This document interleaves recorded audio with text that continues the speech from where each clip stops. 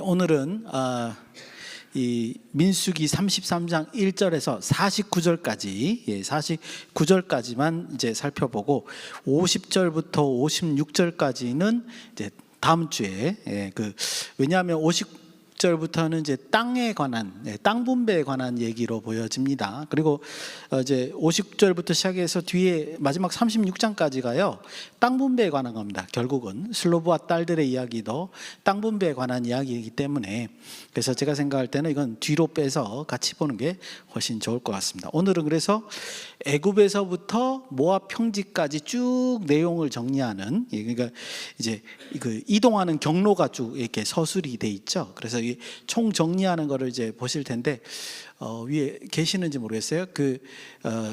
지도를 계시네요. 그 지도를 나중에 이제 띄워서 같이 이제 경로하고 그 이제 내용을 한번 같이 보도록 하겠습니다. 그래서 이제 보시면 49절까지 이스라엘이 애굽에서 나와서 모압 평지까지 이런 여정, 이거를 이제 정리하고 있습니다. 근데 이제 재미난 사실은 뭐냐면 우리 전에 앞에 있는 민수기 얘기를 볼 때 굉장히 이제 특별한 강조점들이 보였어요. 그죠? 제가 그래서 뭐라 그러냐면 여기는 특별하게 하나님이 역사하신다는 걸 너무 강조하고 있습니다. 뭐 이렇게 해설한 적이 있지 않습니까? 근데 여기는 특별하게도 뭐냐면 특별한 때 딱 두 군데입니다. 제일 앞에 첫 단락의 1절에서 4절 속에 있는 거 하고 그 다음에 저기 37절, 38절의 호르산에서 이제 아론이 죽는 장면, 여기를 제외하고는요 특별한 설명이 없어요. 그냥 어디에서 진쳤다, 어디를 출발해서 어디에 진쳤다, 이런 내용만 계속 반복되고 있습니다. 근데 이게 지금 몇 년간의 여행 경로예요? 42년이요.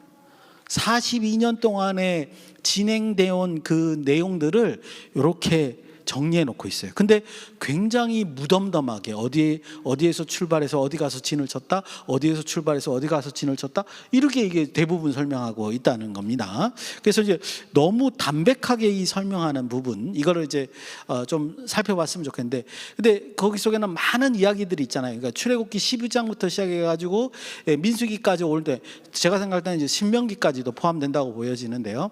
신명기까지의 얘기 사건들이 거기 속에 다 있단 말이죠. 그래서 저는 이제 오늘 본문 33장의 1절부터 49절까지 한 4단락으로 나눌 겁니다. 그러니까 먼저 출애굽할 때는 1절에서 4절에 담겨져 있고요. 그다음에 이제 애굽에서 시내산, 그거 이동하는 거, 또 이제 단락을 한번 보고, 그 다음에 시내산에서 가데스바네아, 그 다음에 가데스바네아에서 모압 평지, 이렇게 4단락으로 나누어서 이제 지도와 함께 이제 살펴볼 예정입니다. 그래서 시간과 장소, 사건들 이렇게 이제 말씀을 드리면서 한번 총 정리해 보려고 합니다. 먼저 첫 번째 단락입니다. 첫 번째 단락은 1절에서 4절 이제 출애굽하는 장면입니다. 여기 보시면 두 가지 내용이 의미가 있어 보입니다. 뭐 어떤 의미가 있냐? 첫 번째는 이제 라암셋을 떠나는데 뭐라고 3절에 의하면 뭐라고 되냐면 이스라엘이 첫 번째 해 첫째 달 15일에 라암셋을 떠났다, 이렇게 표현이 되어 있습니다. 근데 이게 굉장히 의미가 있는 게 뭐냐면요, 이게 출애굽 여정에서 모든 시간의 기준이 돼요. 여러분도 아시다시피 시간들이 뭐예요? 출애굽한 지 몇 년 이렇게 설명을 하거든요. 근데 그게 날짜가 어디서부터 카운팅이 되는 거라고요? 라암셋을 떠나는 순간부터 6월절 하는 날을 그 해의 첫 달 14일 날 6월절을 지내라. 출애굽기 12장에 보면. 그리고 난 다음에 그 다음 날 이제 애굽을 출발했으니까 15일에 출발하는 거거든요. 그리고 나서 모든 시간들이 뭐 3개월 만에 시내산에 도착했다. 그 다음에 이제 가데스바냐에 10하루길, 시내산에서 10하루길 걸렸다. 이런 게 다 그 시간으로부터 산정이 되지 않습니까? 그러니까 이 3절에 있는 이 시간이 모든 시간의 기준을 지금 얘기하고 있구나라는 데서 의미가 있습니다. 그 다음에 두 번째는 뭐냐 하면 출애굽이 어떤 방식으로 이루어졌는가를 강조하고 있습니다. 이 1절에서 4절 사이에요. 제가 몇 군데를 한번 읽어보겠습니다. 눈으로 한번 보시기 바랍니다. 2절에 보면 뭐라 그러죠? 여호와의 명령대로 그 노정을 따라 그들이 행진한 것, 이렇게 이제 강조가 돼 있어요. 3절에 보니까 애굽 모든 사람의 목전에서 큰 권능으로 나왔으니, 이렇게 돼 있습니다. 여러분들 이 두 절만 읽어봐도 어떻죠? 여호와의 명령을 따라서 출애굽했고, 그 다음에 나올 때 애굽 모든 사람들이 보는 상황에서 큰 권능이 어떤 겁니까? 애굽 사람들은 다 장자들이 죽었어요. 근데 이스라엘 사람은 장자들이 아무것도 안 죽었어요. 안 죽은 이유가 뭐죠? 그 유월절 같이 그 어린 양을 잡아서 문설주에 바르고, 그죠? 고기를 급히 먹고, 그런 단순한 행위를 했는데 우리 집의 장자는 죽지 않았단 말이에요. 그게 짐승에서부터 사람까지. 그런 기적들이 벌어진 거예요. 그래서 그 권능으로 애굽을 나오게 되는 계기가 되었다, 이렇게 말씀드릴 수 있습니다. 그 다음에 4절에 보니까 뭐라고 되어 있죠? 여호와께서 그들의 신들에게도 벌을 주셨더라, 이렇게 되어 있죠. 즉 여기 속에는 이 1절에서 4절 사이에는 1절을 제외하고 각 절마다 무엇을 강조하고 있습니까? 하나님의 권능으로 출애굽하게 됐다라는 걸 굉장히 강조하고 있는 거예요. 제가 해설을 한번 해드리면, 생각해 보십시오. 이스라엘 백성은 가나안 땅, 애굽에서 몇 년간 살았죠? 400년을 살았단 말이에요. 400년 넘게 살았단 말이에요. 여러분들 400년을 한 지역에서 살았다는 말은 정착을 했을 뿐만 아니라 그 문화에 익숙한 거죠. 그렇죠? 생계를 마련한 것뿐만 아니라 그 문화에 익숙합니다. 즉 이스라엘 백성들은 애굽의 신들에게 노출될 수밖에 없는 거예요. 그냥 자연스럽게 어떤 그 애굽의 신들의 영향을 받고 있는 상태였다는 거예요. 그런데 갑자기 400년 전에 아브라함과 이삭과 야곱의 신인 여호와가 와서, 모세라는 사람을 통해서 와서 애굽을 나가게 해주다. 물론 이제 그 이전에 이스라엘 백성들이 고통당하는 장면이 있었습니다만, 나가게 해주겠다. 그러면서 벌어져 있는 10가지 재앙들이나 마지막에 있는 장자가 죽는 장면을 보면 이 사람들이 이스라엘 백성들이 어떻게 생각해요? 400년 동안 애굽의 신들에게 쩔어 있다가 그 애굽의 신을, 그 위대한 신을 이겨버린 여호와의 신이라는 신이 와가지고 이런 권능을 행하는 걸, 장면을 보면 엄청나게 자극을 받았을 거라는 거죠. 그래서 400년 동안 정착해 있는 그곳을 떠나서 진짜 알지도 못하는 가나안 땅으로 이동하는 데 있어서 그 큰 동력이 무엇이라고요? 바로 이러한 사건들 때문에 동력이 됐을 거라는 거죠. 여호와를 믿는 거죠. 한번 생각을 해보십시오. 나뿐만 아니라 나의 가족을 다 데리고 광야길을 걸어서 가나안 땅으로 들어간다는 거 쉽게 결정할 일이 아니잖아요. 그렇죠? 자기는 여기서 400년 동안 정착했는데 아무리 노예 생활하면서 고통을 당했다 할지라도, 그죠? 그런데 그 애굽을 떠나서 가나안 땅으로 가게 되는 동력이 뭐냐? 바로 지금 여기 2절, 3절, 4절에 강조된 것처럼 하나님께서 역사하시는 장면들을 봤다는 거예요. 그걸 보고 이 신이, 여호와 신이 참신이구나, 이렇게 이해했다는 거예요. 그게 동력이 되어서 출발했다. 이거를 지금 1절에서 4절에 강조하고 있습니다. 애굽에 나올 때 어떻게 했다고요? 여호와의 권능으로, 은혜로 너희들을 나오게 했다. 이게 지금 모세가 강조하고 있는 부분이다 라는 말씀이죠. 두 번째 단락입니다. 5절에서 15절을 보시면 이제 라암셋에서 출발해서 시내 광야까지 이동할 겁니다. 조금 있으면 이제 지도를 제가 보여드릴 텐데, 성경으로는 출애굽기 12장에서 19장까지의 이동 경로입니다. 그거를 이제 쭉 추적할 거예요. 그래서 언제 라암셋에서 출발해서 언제 시내 광야에 도착했느냐? 출애굽기 19장 1절에 보니까 3개월 때 되었다, 이렇게 되어 있습니다. 그러니까 나온 지 이제 3개월 만에 시내산에 이제 도착하는 거죠. 근데 너무나 황당한 거는, 좀 황당하게 느껴지는 거는 뭐냐면요, 굉장히 무미건조하게, 굉장히 담백하게 그냥 어디서 출발해서 어디에서 출발해서 어디, 이렇게 지금 서술하고 있다는 겁니다. 특별히 여러분들 8절 한번 보실까요? 제가 8절 읽겠습니다. 하하롯 앞을 떠나 광야를 바라보고 바다 가운데를 지나 에담 광야로 사흘 길을 가서 마라에 진을 치고, 이렇게 8절에 설명되어 있습니다. 근데 여러분들 보시다시피 광야를 바라보고 바다 가운데를 지나, 이거 무슨 사건이죠? 홍해를 건너는 사건이잖아요. 그죠? 앞에 출애굽기 내용을 이제 마라 에담 광야로 이렇게 지나가는 그 길은 홍해를 건너는 사건이거든요. 근데 홍해를 건너는 사건을 너무 무미건조하게 이렇게 간단하게 써요. 남들이 보면 그냥 배 타고 지나간 것 같이 보여요. 그죠? 그냥 바다를 가운데로 지나 이렇게 돼 있으니까. 근데 사실은 여기서 엄청난 하나님의 기적이 있었단 말이죠. 그런데 여기서는 뭐요? 아주 간단하게 서술하고 있습니다. 지금 이동하는 경로만 지금 설명하고 있다, 이렇게 말씀드릴 수 있습니다. 예, 그림 1번 한번 보여주시죠. 그래서 어디로 어떻게 가냐면 저 왼쪽, 제가 그 람셋 보이십니까? 저 이집트 옆에, 오른쪽 제일 위에, 왼쪽 제일 위에, 죄송합니다. 람셋 그 칸티르, 거기서부터 제가 보라색으로 숫꽃이라는 곳에 동그라미 쳐놨습니다. 거기서부터 출발해 가지고 이제 길들이 막 여러 개 있죠. 막 점선도 있고 파란색도 있고 빨간색도 있고 막 있는데, 저 이유가 뭐냐면요, 성경에 있는 지명들이 있는데 지명들이 현재 어느 지명, 저기도 지금 지도를 보면 지금 뭐 이상한 지명들의 이름들은 전부 다 현대에 불려지는 지명들입니다. 그러니까 무슨 말이냐면 이 성경에 있는 지명과 현대의 지명이 어디가 딱 매치되는 걸 잘 몰라요. 네, 왜냐하면 시간도 너무 오래됐고요. 그 다음에 지명의 이름은 이제 시대에 따라서 바뀌니까 정확하게 어디가 어딘지를 모릅니다. 그래가지고 학자들이 이제 예상하는 경로들이 이렇게 있는 거예요.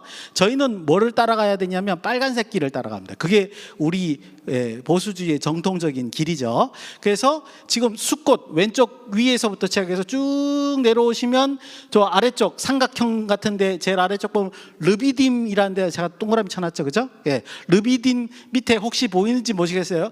검은색 삼각형도 있지만 빨간색 삼각형이 있습니다. 거기 에벨무사라고 되어 있는데 그게 우리가 추정하는 시내산입니다. 그래서 저 숫꽃부터 출발을 해서 저기 얌숲, 저 파란색 보이시죠? 얌숲, 그 홍해 바다를 건너서 그 다음에 르비딤까지 가서 르비딤에서 에벨무사까지, 시내산까지 저렇게 이동을 했다, 이렇게 우리가 이해해 보시면 되겠습니다. 그래서 저기서 저까지 얼마 걸린다고요? 3개월 정도 걸린 것으로 보여집니다. 그냥 그림을 놔두시면 되겠습니다. 세 번째 단락은 16절에서 36절인데 이번에는 시내 광야, 지금 그림에서 제일 밑에서부터 저 오른쪽 위에 가데스 바냐, 아말렉이라는 글씨 바로 밑에 가데스 바냐 보이시죠? 저기까지 이동하는 경로를 지금 이제 설명해 놓고 있습니다. 우리 본문에는 16절에서 36절인데 여러분들 시내산에서 많은 일들이 있죠. 성경을 보면 예를 들어서 출애굽기 23장에 보면 하나님과 이스라엘 백성이 언약을 맺죠. 물론 2장에 송아지 우상숭배도 있고 뭐 그런 거 있지만 일단 빼고요. 그 다음에 출애굽기 40장에 보면 성막도 만들었습니다. 그게 이제 어디에? 지금 저 시내산 저 밑에 삼각형에 해당되는 저 밑에 시내산에서 벌어지는 일입니다. 그러고 난 다음에 민수기 9장에 보면 두 번째 유월절을 지내고 난 다음에 그때 이제 출발을 하죠. 민수기 10장 11절에 출애굽한 지 2년째 2월 20일, 외우기도 쉬워요. 2년째 2월 20일 날 가데스 위쪽, 저 위쪽, 오른쪽 위쪽이죠. 신광야라고 돼 있는 거, 그쪽으로 이제 출발하게 된다, 이렇게 얘기를 이제 기록이 돼 있습니다. 그리고 신명기 1장 2절에 의하면 저 시내산에서 신광야까지 얼마나 걸렸느냐? 11일길, 10하루길이라 이렇게 설명이 돼 있습니다. 그래서 저기 위에 신광야 가데스 바냐, 거기는 2년째 한 3월 3일쯤 도착한 것으로 보여집니다. 가데스 바냐에 이제 도착을 했습니다, 이스라엘 백성들이. 근데 거기서 한 가지 사건이 벌어지죠. 민수기 13장에서 14장, 거기 무슨 사건? 정탐꾼 사건이요. 이제 가데스 바냐에 이제 도착해서 가나안 땅 남부입니다. 저기가 거기서 정탐꾼을 보냅니다. 북쪽으로 며칠간 보내죠? 40일간 보냅니다. 40일간 정탐꾼을 보냈으니까 이스라엘 백성은 저 가데스 바냐에 머물러 있었겠죠. 그러면 40일을 더하면 대략 두 번째 해 5월 달까지 머무른 것으로 보여집니다. 자, 그래서 이제 이 정탐꾼 사건이 벌어지고 난 다음에 정탐을 하고 난 다음에 그냥 가나안 땅 들어가면 아무 문제가 없는데, 이 민수기 13장 14장을 통해서 사건이 하나 벌어지죠, 그렇죠? 이스라엘 백성들이 하나님을 반역하는 사건이 벌어집니다. 그래서 그때부터 어떻게 했다고요? 40년 광야 생활을 하는 겁니다. 그러니까 시내산 이거는 포함하지 않고요, 저 가데스 바냐에서 정탐꾼 사건이 벌어지고 난 다음에 40년 광야 생활을 하는 겁니다. 그러니까 아까 전에 가데스 바냐에 도착한 게 2년째 5월 달이라고 했으니까, 그러니까는 40년 광야를 그때부터 돌면 출애굽한 지 42년째 5월 달이 되어야지만 가나안 땅으로 들어갈 수 있는 거죠. 왜냐하면 하나님은 정확하시거든요. 40년 광야를 돌아오면 정확하게 40년 숫자를 채워야 되거든요. 그래서 출애굽한 지는 42년 5월 달이 돼야지 가나안 땅을 들어갈 수 있는 것이다, 이렇게 우리가 따져볼 수 있습니다. 근데 이제 그림을 보시면요, 우리 민수기 33장 36절에 보시면 오른쪽에 에시온 게벨이라는 거 보이십니까? 동그라미 친 거, 거기를 통과하게 돼 있어요. 그러면 이 민수기 33장을 통하면 저 에벨 무사 르비딤 저기서부터 출발해서 에시온 게벨까지 점선, 빨간색 점선을 따라서 갔다가 빨간색 점선을 따라서 이제 신광야 가데스 바네아까지 올라간 것이 아니냐, 이렇게 우리가 생각을 할 수 있겠습니다. 그리고 이제 광야 생활은 어디서 했느냐? 사실 기록이 없어요. 그리고 우리 지금 여기 민수기 33장에 의하면 가데스 바냐에 있다가 바로 이제 조금 더 다음 시간에 다음 장면에 이제 보여드릴 거지만, 가데스 바냐에 있다가 호르산으로 가는 장면으로 바로 나옵니다. 그렇기 때문에 아마 우리가 생각할 때는 저기 가데스 바냐에서 에시온 게벨 저 사이 어디 신광야 부근에서 이스라엘 백성은 40년을 지냈던 것으로 보여집니다. 특별한 설명이 없습니다. 이제 다음 사진 보여주십시오. 이제 우리는 37절에서 49절 이제 마지막 단락입니다. 여기서는 이제 뭐냐면 조금만 확대, 됐습니다. 보시면 이제 가데스 바냐에서 오른쪽 위에 있는 모압 평지까지, 요단강 동편까지 이동하는 장면을 이제 좀 보려고 합니다. 근데 37절부터 설명하는 걸 보니까 갑자기 38년이 훅 지나가죠, 그죠? 아무런 설명이 없다가 38년이 확 지나가 버립니다. 그게 왜 그러냐면 37절에 그렇게 돼 있죠. 가데스를 떠나 호르산에 진을 쳤는데 거기서 누가 죽죠? 아론이 죽습니다, 그죠? 그래 놓고 날짜가 나옵니다. 출애굽한 지 40년째 5월 1일이다 이렇게 돼 있습니다. 아까 제가 말씀드렸죠, 40년 광야까지 돌고 가나안 땅 들어가려면 42년 5월 달쯤 돼야 돼요, 그죠? 그러니까 아직 2년이 남은 상태예요. 왼쪽에 있는 저기 호르산, 가데스 바네아에서 동그라미 2번에 되는 호르산까지 저기까지 갔는데, 저기서부터 2년 지나야지만 어떻게 돼요? 아니요, 아까 전에 거기가 더 나아요. 그렇게 확대한 게 더 낫습니다. 그렇게 해주시면 될 것 같습니다. 그래서 저기 7번까지, 그러니까 벳 여시못 아벨 시팅까지 이렇게 이동하는데, 조금 이따 나오겠지만 6개월이 걸립니다. 그래, 6개월 걸리고 거기서 1년 6개월 더 있다가 이제 가나안 땅으로 들어가는 것이다, 이렇게 보여집니다. 모압 평지에 도착한 게 왜 6개월 걸렸냐 하면요, 이제 신명기 1장 3절에 의하면 이렇게 표현이 되어 있습니다. 오른쪽에 지금 표현이 돼 있죠, 그죠? 오른쪽에 시온을 물리침이 이렇게 돼 있죠, 그죠? 시온도 물리치고 저기 위에 바산왕 옥도 물리치고 다 전쟁이 끝난 다음에 모압 평지에 머물러서 모세가 율법을 이스라엘 백성들에게 전했다, 이렇게 신명기 1장 3절에 설명하고 있습니다. 근데 그때가 언제냐? 날짜가 40년째 11월 1일이에요. 아까 호르산에서 아론이 죽을 때 언제라고요? 40년 5월 1일이었거든요. 근데 모압 평지에서 모세가 율법을 설파할 때가 11월 1일이니까, 그리고 이제 그때 설파하는 내용이 신명기의 내용으로 이해가 됩니다. 신명기 전체는 이제 그때 벌어진 일이고요. 어쨌든 그렇게 도착한 게 11월 1일이니까 6개월 걸린 거죠. 예. 그리고 아직 얼마가 남은 거예요? 1년 6개월 더 있다가 가나안 땅으로 들어가야 됩니다. 근데 그 1년 6개월은 뭐 한다고 보내죠? 41장. 예, 저쪽 미디안까지 올라가 가지고 전쟁 치르고 그 600km나 올라가서 원정 전쟁 치르고 600km 다시 내려와야 되니까 그게 시간이 꽤 걸렸을 것 같아요. 그죠? 그래서 1년 6개월 머물고 있다가 이제 나중에 여호수아서의 가나안 땅으로 이제 들어가게 된다. 이렇게 정리하면 되겠습니다.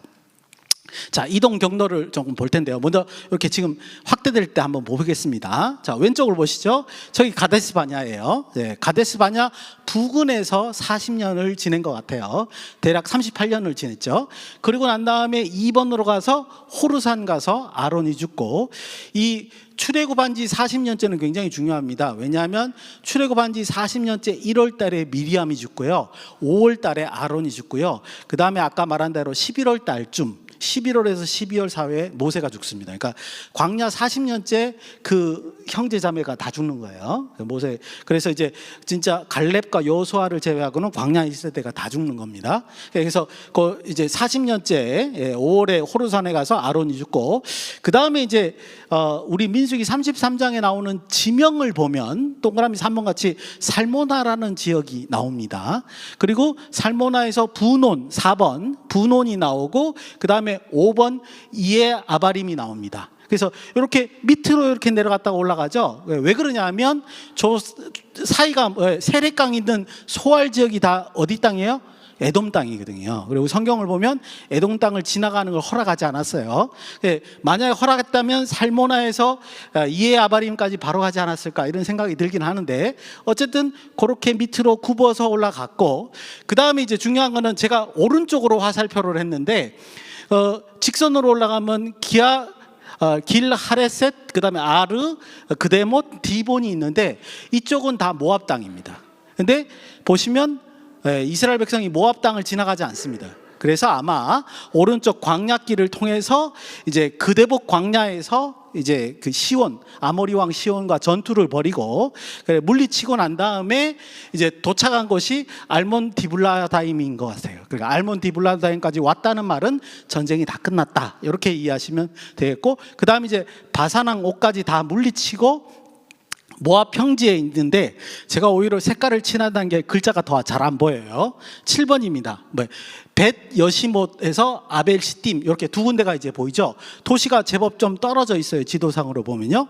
근데 우리 49절, 마지막 49절에 보면 어떻게 되냐면, 이스라엘 백성들이 진을 쳤는데 벳 여시못부터 시작해서 아벨 시딤까지 진을 쳤더라, 이렇게 돼 있습니다. 그러니까 저 지금 제가 빗금친 부분 저 있죠, 그죠? 보라색으로. 저기 저렇게 넓은 지역에 이스라엘 백성들이 진을 친 거예요. 그러니까 장정만 60만, 그러니까 만약에 4인 가족이라 그러면 곱하기 4니까 인구 한 240만이 되니까 저 정도 진을 치는 거예요. 규모가 대강 그렇겠구나, 이렇게 생각이 됩니다. 지금 여기 기록에 의해서 이 여정 기록이 정말 사실을 바탕으로 한 거구나 라고 이렇게 느껴진다, 이런 말씀인 거죠. 이제 오늘 본문 말씀을 이제 묵상해 보려고 합니다. 오늘은 이제 가나안 땅 들어가기 전에 어떻게 애굽에서 나와서 어떻게 모압 평지까지, 가나안 땅 들어가기 직전까지 이동을 했는가를 이렇게 정리하고, 그 다음에 지역도 살펴보고, 사건도, 주요 사건도 한번 살펴보고, 지도를 통해서 그 경로도 한번 봤습니다. 여러분들, 이 기록이요, 아까도 말씀드렸지만 42년 동안의 기록이에요. 놀라운 이야기죠. 놀라운 겁니다. 그래서 이 42년간의 기록을, 여정을 쭉 지도를 따라서 이렇게 살펴보니까 이걸 느낄 수 있어요. 현실감이 없다가, 우리는 직접 경험한 것이 아니니까 현실감이 없다가, 광야 40년이 어마어마한 시간이었구나, 그렇지 않습니까? 우리도 인생에서 40년이라는 게 결국 짧은 기간이 아닐 텐데, 총 42년 동안의 광야 생활이 어마어마한 시간이었겠구나. 한 세대가 저물고, 광야 1세대가 다 죽고요, 광야 2세대가 새로 생겼습니다, 이 42년 동안. 그런 시간을 정말 저렇게 따라가 보니까 그런 기록이었구나. 그러면 우리가 뭐라고 느끼지죠? 정말 이건 하나님의 역사가 아니면 불가능한 거구나 이렇게 느낄 수 있습니다. 여러분, 아까 전에 보여드렸던 그 가데스 바냐라고 하는 지역은요, 사실은 굉장히 위험한 지역입니다. 광야 지역이고, 광야 지역이다 보니까 사람이 정착하게 살기에는 부적당한 지역이고요. 뿐만 아니라 거기가 전통적으로 아말렉 족속, 이분들이 이제 약탈 민족이거든요. 예, 그래서 이동을 하면서 약탈을 해서 먹고 사는 사람들인데, 그 아말렉 족속의 활동지입니다. 그러니까 40년 광야 동안에 아말렉 족속한테 약탈당하지 않았다는 거예요. 기록이 없잖아요, 그죠? 뿐만 아니라 거기는 또 아라비아 반도, 그 오른쪽 아래가 아라비아 반도인데, 거기서 또 미디안 족속들 약대를 타고 이제 약탈하는 민족들이 또 있습니다. 거기 사람들에게도 공격을 받지 않고 저 척박한 광야에서 42년 동안 살았다는 거예요. 이건 하나님의 은혜가 아니면 불가능한 얘기죠. 예. 현실감이었다가 이렇게 따져보니까 그런 생각이 들더라는 말입니다. 근데 이것을 바라볼수록 어떤 생각이 드냐면, 이게 성도의 인생이구나, 이런 생각이 갑자기 든다는 거죠. 여러분들 가운데는 과연 얼마나 자기 마음대로 인생을 설계하시고 그 마음대로 인생을 40년간 사신 분이 얼마나 되십니까? 쉽지 않죠. 그죠? 예외적인 것도 많고 사건 사고도 많고, 대부분의 경우에는 우리가 계획한 대로 되지 않는 경우가 더 많습니다. 예, 그런 걸 우리가 볼 수 있습니다. 그러니까 우리의 나머지 시간도 마찬가지 아니냐는 거였고요. 또 이거를 보니까 어차피 우리가 계획해봐야 다 되지도 않을 거, 차라리 처음부터 하나님께 맡기는 게 낫지 않겠냐, 이런 묵상이 들더라는 거예요. 실제로 우리가 계획한다고 우리 인생이 사라지지 않기 때문에 차라리 나머지 인생도 하나님과 의논하면서 하나님의 그 명령에 순종하면서 살아가는 게 합당하지 않을까, 그게 올바른 것이 아닐까, 이렇게 우리가 한번 묵상해 볼 수 있습니다. 두 번째는요, 민수기 33장의 이 경로에 대해서 아까도 제가 말씀드린 굉장히 무미건조하게 이제 그 지역들을 이렇게 적어놨습니다. 특히 홍해를 건너는 사건도 아주 간단하게 이렇게 표현이 돼 있고요. 그래서 출애굽부터 모압 평지까지 이런 지역들을 기록해 놨는데, 그리고 이제 다른 성경 부분에서는 시간이 어떻다, 언제 도착했다, 뭐 이런 거부터 사건이 어떻다, 이런 얘기까지 쭉 적어놨습니다. 근데 여러분들 이 장면을 보면서 이런 생각 들지 않습니까? 이거 왜 이렇게 적어놨지? 네, 이게 역사적인 사실이라는 거예요. 사실을 기록해 놓은 거예요.